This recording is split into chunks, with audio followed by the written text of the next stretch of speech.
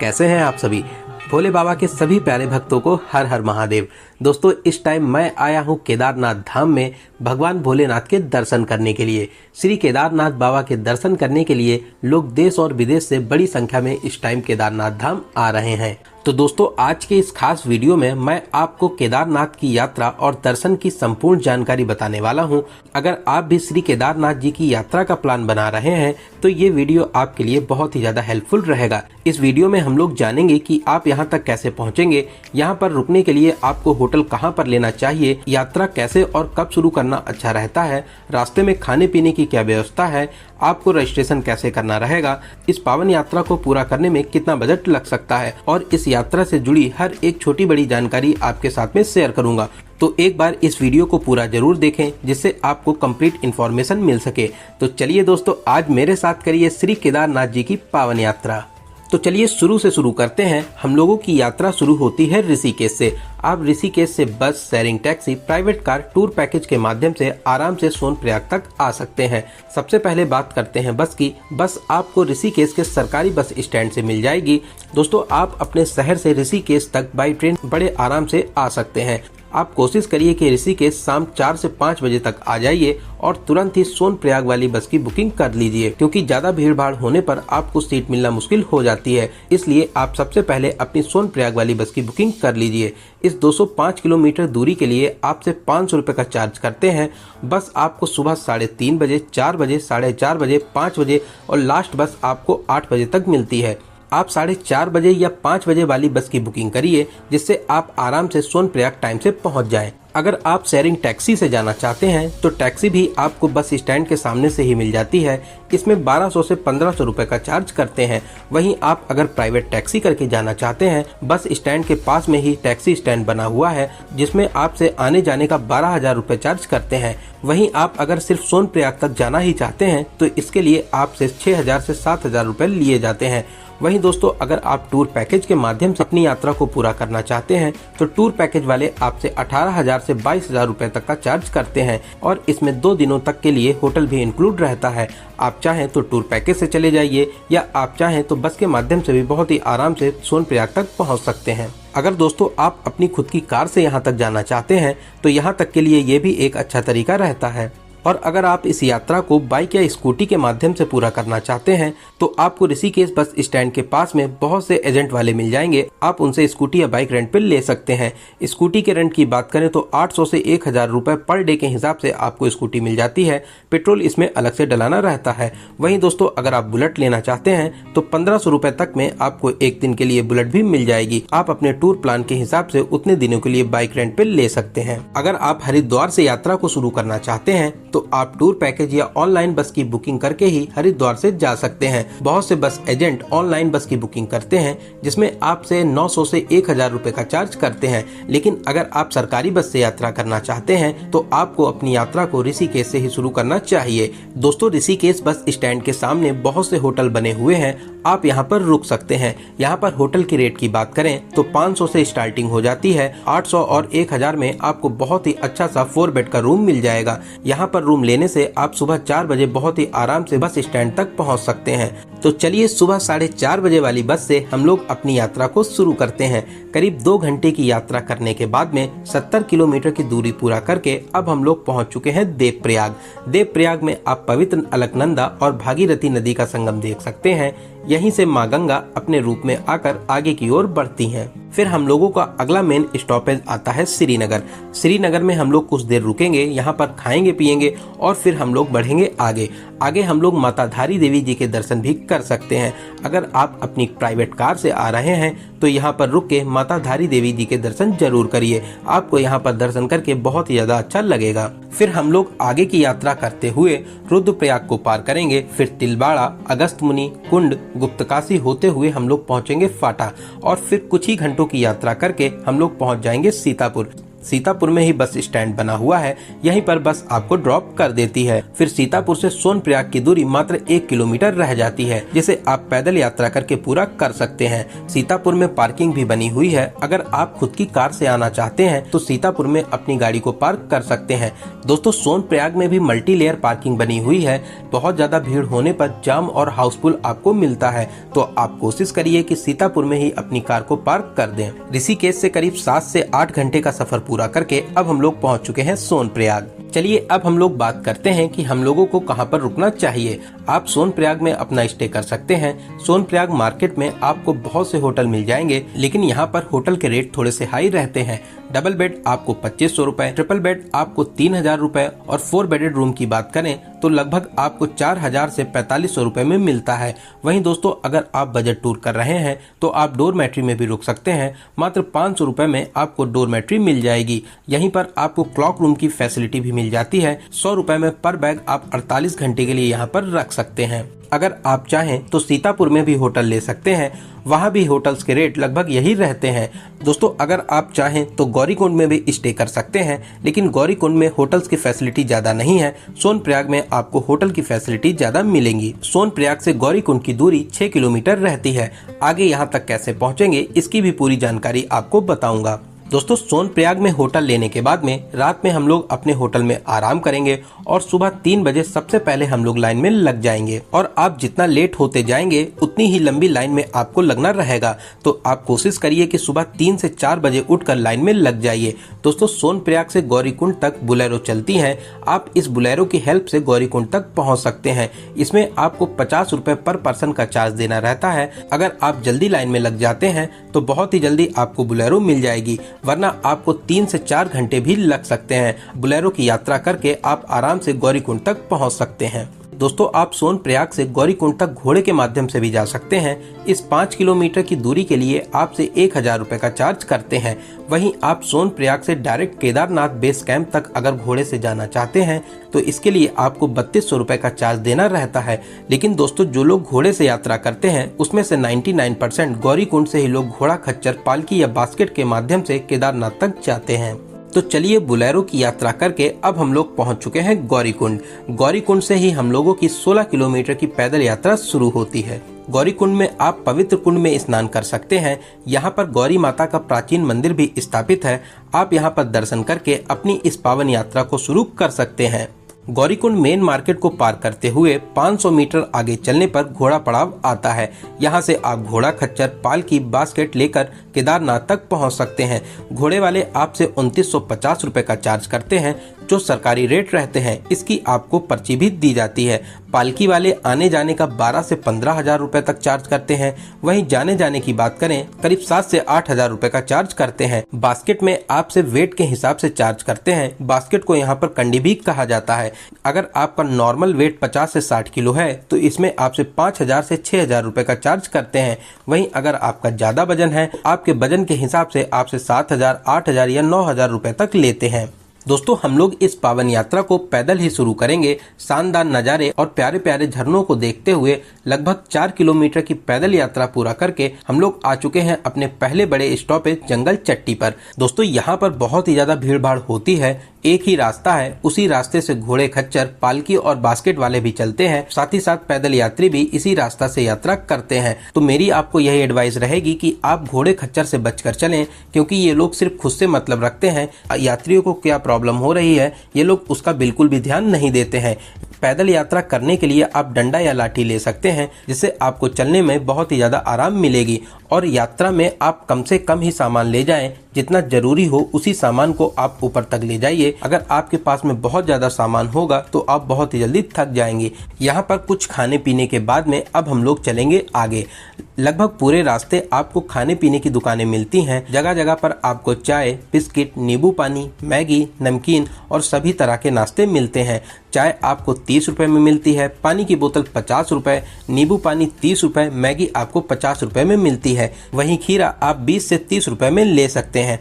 लगभग 1.5 किलोमीटर की और पैदल यात्रा करके अब हम लोग पहुंच चुके हैं भीमबली। यहाँ पर आपको खाने पीने के ज्यादा ऑप्शन मिलेंगे। यहाँ पर आप 50 रुपए में राजमा चावल खा सकते हैं, 60 रुपए में आपको आलू का पराठा मिल जाएगा, 40 रुपए में आप दाल चावल खा सकते हैं और भी बहुत सी चीजें आप खा पी सकते हैं।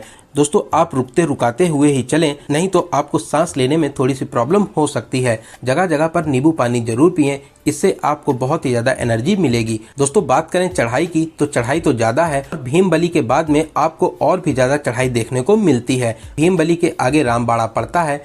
पहले रामबाड़ा ही केदारनाथ का बेस कैंप हुआ करता था, लेकिन 2013 की महाआपदा में ये रामबाड़ा पूरी तरह से तबाह हो गया था। आप इसके निशान आज भी देख सकते हैं। मेरी महादेव से यही कामना है कि भविष्य में ऐसी आपदा फिर कभी ना आए। दोस्तों भीमबली से 2 रास्ते कट जाते हैं। एक में चढ़ाई कम है, लेकिन इसकी डिस्टेंस 1 किलोमीटर ज्यादा पड़ती है। वहीं जो रास्ता सीधे गया हुआ है, इस पे आपको चढ़ाई थोड़ी सी ज्यादा मिलेगी, लेकिन ये रास्ता 1 किलोमीटर कम है। दोनों ही मार्गों से आपको मंदाकिनी नदी को पार करके पुल के माध्यम से दूसरी ओर आ जाना रहता है। लगभग गौरीकुंड से 9 किलोमीटर की यात्रा को पूरा करके अब हम लोग पहुंच चुके हैं छोटी लिंचोली। दोस्तों अगर आप रास्ते में थक जाते हैं और घोड़ा करना चाहते हैं तो आपको जगह जगह पर घोड़े वाले भी मिल जाएंगे, लेकिन आप रेट डिस्टेंस के हिसाब से लगाइए। भीमबली से केदारनाथ तक लगभग आपसे 1800 से 2000 रुपए लिए जाते हैं। छोटी लिंचोली से 1200 से 1500 रुपए और बड़ी लिंचोली के काउंटर से आप अगर बुकिंग कराते हैं तो मात्र 850 रुपए देकर आप केदारनाथ तक पहुंच जाएंगे। लिंचोली से केदारनाथ की दूरी मात्र 5 किलोमीटर रह जाती है। लिंचोली के आगे का रास्ता बेहद शानदार रहता है। आपको बर्फ के बीच से होते हुए आगे की चढ़ाई करनी रहती है। बाबा केदारनाथ का नाम गाते गुनगुनाते आगे की चढ़ाई करते हुए अब हम लोग पहुंच चुके हैं भैरव ग्लेशियर के पास में। अभी कुछ दिन पहले ये ग्लेशियर नीचे आ गया था, जिससे 2-3 दिन की यात्रा प्रभावित हुई थी। इसी ग्लेशियर के ऊपर से होते हुए आगे की यात्रा करके अब हम लोग आ चुके हैं बेस कैंप से मात्र 1.5 से 2 किलोमीटर की दूरी पर। बहुत ही शानदार नज़ारों से भरा हुआ बर्फ के बीच से होते हुए अब हम लोग पहुंच चुके हैं केदारनाथ बेस कैंप के पास में। यहाँ से केदारनाथ मंदिर मात्र 1 किलोमीटर रह जाता है। घोड़े खच्चर पालकी वाले आपको यहीं पे ड्रॉप कर देते हैं। दोस्तों आप आराम से रुकते रुकाते हुए खाते पीते हुए लगभग 10 से 12 घंटे में यहाँ तक पहुँच सकते हैं। चलिए अब हम लोग बात करते हैं कि यहाँ पर रुकने की क्या क्या व्यवस्था रहती है। आपको यहाँ पर बहुत से टेंट मिल जाएंगे, जिसमें आपसे 500 रुपए का चार्ज करते हैं। वहीं आप चाहें तो GMVN के टेंट में भी रुक सकते हैं। इसकी बुकिंग आपको पहले से ऑनलाइन करनी रहती है, जो आप GMVN की ऑफिशियल वेबसाइट से नंदी कैंप टेंट कॉलोनी में कर सकते हैं। इसके लिए आपको 810 रुपए पर बेड के हिसाब से चार्ज देना रहता है। इसमें आपका डिनर भी इंक्लूड होता है। अगर आप चाहें तो ऑफलाइन भी बुकिंग कर सकते हैं, लेकिन ज्यादा भीड़ भाड़ होने पर यहाँ पर बेड मिलना मुश्किल हो जाता है। वहीं मंदिर के पास में भी बहुत से टेंट और होटल बने हुए हैं। आपको नॉर्मल टेंट में 500 से 800 रुपए का चार्ज किया जाता है। वहीं दोस्तों होटल की बात करें तो यहाँ पर होटल के रेट बहुत ही ज्यादा हाई रहते हैं, जो 10,000, 15,000, यहाँ तक 20,000 तक के हो सकते हैं। यहाँ पर रुकने के लिए जो बेस्ट ऑप्शन रहता है वो रहता है GMVN के टेंट। आप टेंट में आराम से रुक सकते हैं। दोस्तों यहाँ पे टेम्परेचर हमेशा माइनस में रहता है। यहाँ पर आपको गर्म पानी मिलना बहुत ही मुश्किल रहता है, लेकिन कहीं कहीं पर आपको टेंट में 100 रुपए पर बाल्टी के हिसाब से गर्म पानी मिल भी जाता है। दोस्तों मंदिर से 500 मीटर पहले ही हेलीपैड बना हुआ है। अगर आप हेलीकॉप्टर से यात्रा करना चाहते हैं तो आप IRCTC के ऐप से बुकिंग कर सकते हैं, या आप heliyatra.irctc.co.in की वेबसाइट से ऑनलाइन बुकिंग कर सकते हैं। दोस्तों आप यहाँ पहले से ही बुकिंग करके आएं, क्योंकि ऑफलाइन टिकट मिलना बहुत ही ज्यादा मुश्किल रहता है। बहुत से एजेंट आपसे यहाँ पर 10,000, 20,000, 30,000 रुपए मांगते हैं कि आपकी ऑफलाइन बुकिंग करा देंगे, लेकिन दोस्तों आप अपनी रिस्क पर ही इनको पैसे दें। मेरी आपको यह एडवाइस रहेगी, आप किसी को भी एक भी रुपए ना दीजिएगा, वरना आपके पैसे डूब जाएंगे। गुप्त काशी से केदारनाथ बेस कैंप तक 3,870 रुपए, आने और जाने दोनों साइड के लिए 7,740 रुपए का टिकट पड़ता है। फाटा से 2,750 रुपए और दोनों साइड का 5,500 रुपए लिया जाता है।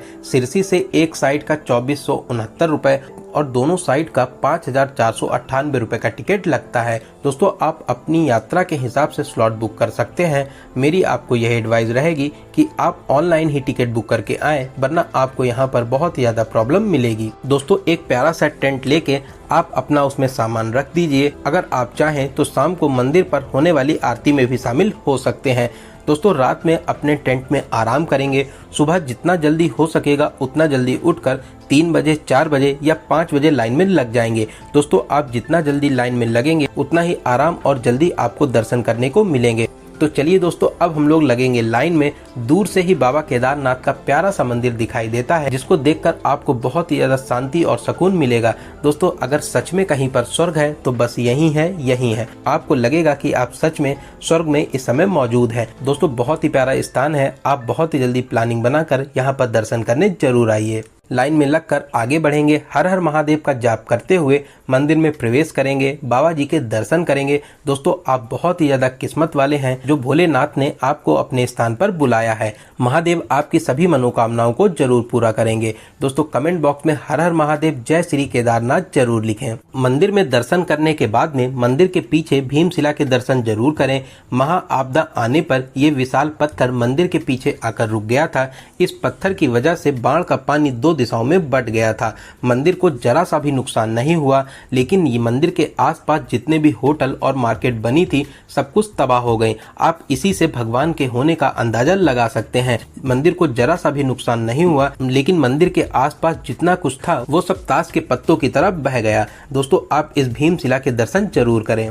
अब मंदिर प्रांगण को और भी विशाल और सुंदर बनाया जा रहा है। साथ ही साथ बहुत से विकास कार्य यहाँ पर लगातार हो रहे हैं। मंदिर में दर्शन करने के बाद में आप भैरव बाबा के दर्शन करने भी जा सकते हैं, जो 1 किलोमीटर चढ़ाई करके भैरव घाटी पर भैरव बाबा का मंदिर बना हुआ है। आप यहाँ पर भी दर्शन करने जा सकते हैं। दर्शन करने के बाद में अगर आप कुछ खाना पीना चाहते हैं तो पास में ही होटल और रेस्टोरेंट बने हुए हैं, जहाँ पर आपको बहुत ही अच्छे रेट पर खाना मिलता है। आप यहाँ पर नाश्ता पानी करिए। अगर आप चाहें तो यहाँ पर खाना पीना भी कर सकते हैं। दोस्तों मंदिर प्रांगण में कुछ समय देने के बाद में अब आप चाहें तो वापसी की यात्रा कर सकते हैं। वापसी में आपको लगभग 5 से 6 घंटे की यात्रा करके आप आराम से नीचे आ जाएंगे। तो चलिए दोस्तों अब हम लोग बात करते हैं कि आपको कौन सा जरूरी सामान अपने साथ जरूर लाना है। दोस्तों यहाँ पर बहुत ही ज़्यादा सर्दी होती है, टेम्परेचर हमेशा माइनस में रहता है, इसलिए आपको सभी प्रकार के गर्म कपड़े जरूर लाने हैं। आप अपने साथ cap, gloves, muffler, jacket, sweater, shoes, socks, inner और इनर लेगी अपने साथ जरूर लाइए। यहाँ पर मोबाइल चार्जिंग की कोई भी फैसिलिटी नहीं मिलेगी, इसलिए आप अपने साथ पावर बैंक जरूर लाएं। साथ ही साथ रेन कोट, अम्ब्रेला और खाने पीने के लिए ड्राई फ्रूट्स और अपने साथ टॉर्च लेकर जरूर आए। दोस्तों ये सारा सामान आप अपने साथ जरूर लाइए। इन सभी सामान से आपको बहुत ही ज्यादा आराम मिलेगी। दोस्तों कुछ विशेष बातें आपको ध्यान में रखना चाहिए। केदारनाथ में मौसम कभी भी बदल जाता है और यात्रा रोक दी जाती है, तो आप एकदम भी परेशान ना हो। नेक्स्ट मॉर्निंग या कुछ घंटों के बाद में यात्रा फिर से शुरू हो जाती है। आप परेशान होकर वापस लौटने का बिल्कुल भी ना सोचें। जहां पर भी आप हैं वहीं पर आराम से रुकिए। बाबा केदारनाथ की यात्रा बहुत ही जल्दी शुरू हो जाती है। तो चलिए अब हम लोग बात करते हैं कि इस पावन यात्रा को पूरा करने में आपको कितने दिनों का प्लान बनाना चाहिए। दोस्तों आप 5 से 6 दिन में बहुत ही अच्छे तरीके से इस पावन यात्रा को पूरा कर लेंगे, लेकिन आप 1 दिन एक्स्ट्रा लेकर चलिए। अगर आपकी यात्रा 1 दिन के लिए प्रभावित होती है तो उस एक्स्ट्रा दिन में आप आराम से अपनी यात्रा को पूरा कर लें। तो आप 6 से 7 दिन का प्लान बनाइए। इन 6 से 7 दिनों में आप बहुत ही अच्छे तरीके से इस यात्रा को पूरा कर सकेंगे। दोस्तों अगर आप केदारनाथ जी की यात्रा करने के बाद में बद्रीनाथ भी जाना चाहते हैं तो सीतापुर बस स्टैंड से सुबह 4 बजे से 9 बजे तक आपको बस मिल जाएगी। आप आराम से बद्रीनाथ भी जा सकते हैं। तो चलिए दोस्तों अब हम लोग बात करते हैं रजिस्ट्रेशन की। आप अपना रजिस्ट्रेशन कैसे कर सकते हैं। आपको सबसे सरल ऑप्शन रहता है कि आप व्हाट्सएप से अपने रजिस्ट्रेशन को कर लीजिए। आपको स्क्रीन पर नंबर दिखाई दे रहा होगा, इस नंबर को आप व्हाट्सएप पे सेव करके इसमें आप इंग्लिश या हिंदी में यात्रा लिख के सेंड कर दीजिए। आपको उधर से तुरंत रिप्लाई मिलेगा। 1 बाय 1 आपसे जो जो क्वेश्चन पूछे जाते हैं उसको आप सेलेक्ट करते रहें और अपना नाम, आधार नंबर, मोबाइल नंबर और भी जितनी डिटेल्स हैं आप उनको फिल कर दीजिए। सारी डिटेल फिल करने के बाद में आपको PDF के रूप में आपका रजिस्ट्रेशन भी दे दिया जाता है। यही PDF आपको रजिस्ट्रेशन चेकिंग में दिखाना रहता है, जो आपको सोनप्रयाग या केदारनाथ बेस कैंप के पास में चेक किया जाता है। या आप चाहें तो चार धाम यात्रा की ऑफिशियल वेबसाइट से भी ऑनलाइन रजिस्ट्रेशन कर सकते हैं। तो चलिए दोस्तों, अब बात करते हैं सबसे जरूरी क्वेश्चन की, बजट की। कितने बजट में आप इस पावन यात्रा को पूरा कर लेंगे? दोस्तों, अगर आप पैदल यात्रा करते हैं तो आप मान के चलिए कि इस पूरी यात्रा को 6,000 से 7,000 रुपए में बहुत ही अच्छे तरीके से पूरा कर लेंगे। तो इस बजट में आपका ट्रेन का किराया, ऋषिकेश से आने जाने का बस प्लस होटल, केदारनाथ में टेंट, खाना पीना इंक्लूड रहता है। वहीं दोस्तों, अगर आप घोड़े या पालकी से अपनी यात्रा को पूरा करना चाहते हैं और प्राइवेट टैक्सी करके सोनप्रयाग तक आते हैं, फिर जैसा आपका बजट हो उस हिसाब से अपनी यात्रा को पूरा कर सकते हैं। लेकिन दोस्तों, अगर आप पैदल यात्रा करते हैं तो आप मान के चलिए कि 6,000 से कम में भी आप अपनी इस पावन यात्रा को पूरा कर लेंगे। तो दोस्तों, यहाँ पर मैंने आपको केदारनाथ जी की यात्रा से रिलेटेड हर एक छोटी बड़ी जानकारी को बहुत ही सही और अच्छे तरीके से बताने की पूरी कोशिश की है। मैंने सभी क्वेश्चंस को कवर करने की पूरी कोशिश की है। अगर आपके फिर भी कोई क्वेश्चन रह जाते हैं तो आप हमें कमेंट के माध्यम से पूछ सकते हैं। बहुत ही जल्दी आपके कमेंट का रिप्लाई दिया जाएगा। अगर आपके वीडियो से रिलेटेड कोई भी सुझाव हो तो आप हमें जरूर बताएं, अगले वीडियो में उसको जरूर शामिल किया जाएगा। दोस्तों, आपको ये वीडियो कैसा लगा और आप इस वीडियो को कहां से देख रहे हैं, प्लीज कमेंट बॉक्स में जरूर बताइएगा। अगर ये वीडियो आपको हेल्पफुल लगी हो तो वीडियो को लाइक जरूर करें, साथ ही साथ अपने फ्रेंड्स और रिलेटिव्स में जरूर से जरूर शेयर करें। आप किसी और दूसरे वीडियो में खो जाएं उससे पहले चैनल को सब्सक्राइब करके बेल आइकन को जरूर प्रेस करें। तो चलिए दोस्तों, अब मिलते हैं किसी ऐसे ही इंफॉर्मेटिव वीडियो में। तब तक आप अपना और अपने परिवार का बहुत ज्यादा ख्याल रखें। आपकी यात्रा सफल, सुगम और मंगलमय हो। जय हिंद, जय भारत, हर हर महादेव, जय श्री केदार।